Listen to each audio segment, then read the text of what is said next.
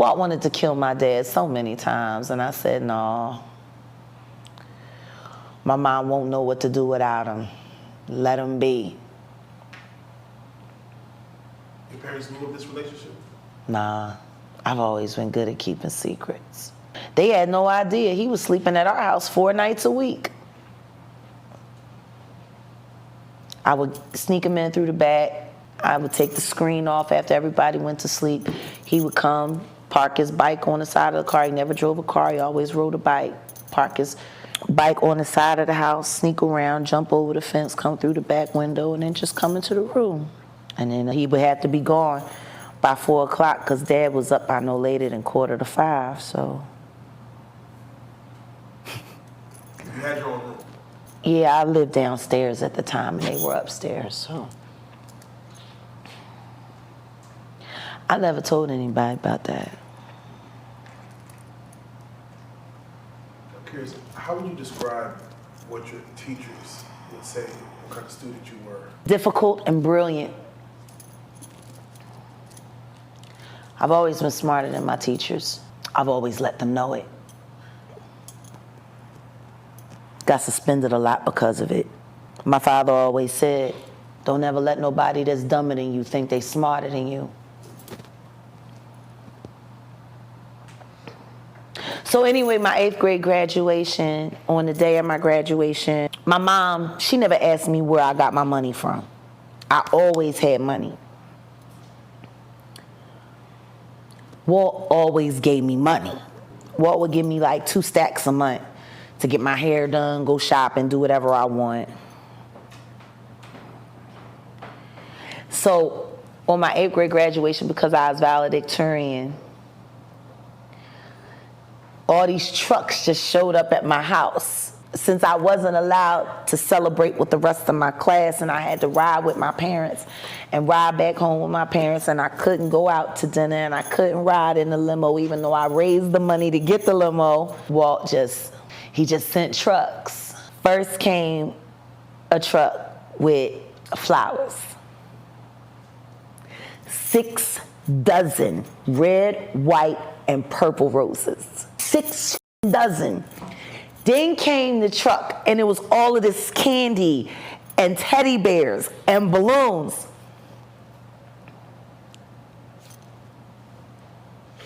And then another car came, and I had to sign for the package, and it was a brand new Rolex, a lady's Rolex, my first Rolex.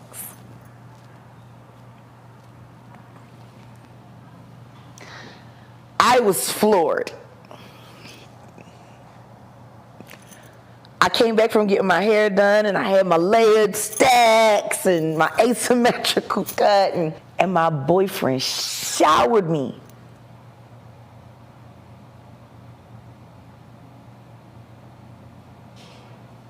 My father lost his mind, beat the shit out of me right before I had to go to my graduation, and took everything and gave it to his girlfriend.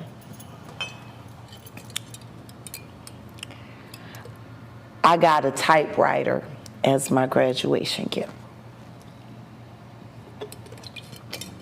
because I was going to need it for boarding school.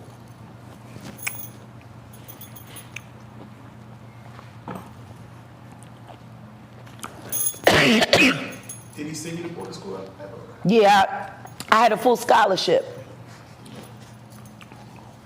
Graduated valedictorian in my class. I had 10 scholarships. Best boarding schools on the East Coast. My dad picked the school. White, 7-day Adventist and Christian, and I didn't fit in.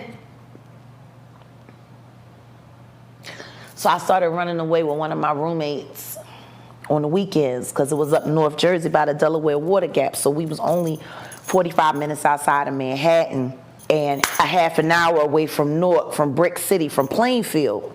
And that's when I started getting into Islam. First, it was 5% Nation of Islam. And then I met Big L in Brick City. And we was creeping. But I started seeing Shia Muhammad, who's Dr. Malachi Z. York's son.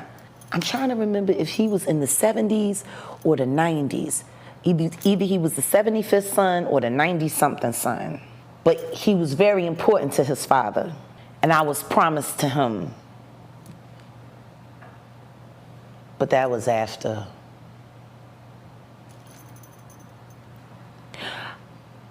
I got pregnant before I got pregnant with my son. I never told my family about it until I was grown. I ran away from home. I gave birth to my daughter at the mosque, and she was dead 13 weeks later, and after she died, I went home. And then I hooked up with Elle after that, and then I got promised to Shia, and What age was this as far as? 15, 14, 15 is. There was a lot that happened in that year because I went to boarding school, I didn't fit in. I had a job, but I was a scholarship kid. I was smarter than everybody. The dean hated me at my dorm, and she was a piece of shit. She was married to a younger guy. Her father was on the board of the school, and all they did was all day and smoke weed and act like we couldn't smell it. And I'm like, you an entitled little white.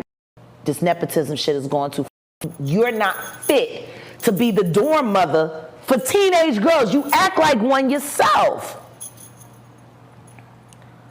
She didn't like me so much, so she started doctoring up my file and putting shit in my file that wasn't true about me. I had a friend of mine that worked in her office as her assistant, and she bumped into my file and saw her doctoring up my file saying I was doing all of this shit. She like staged all of these events of shit that I didn't even do.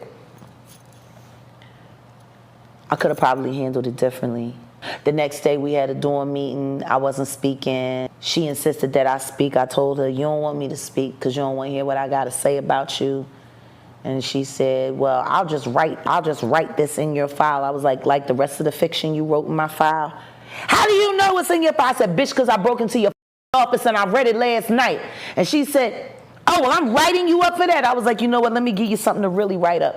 So I got up and I went into the bathroom and in the powder room in the lobby by the phone booths. This is at Garden State Academy, 7-day Adventist school. I went into that bathroom and I ripped the towel rack off the wall.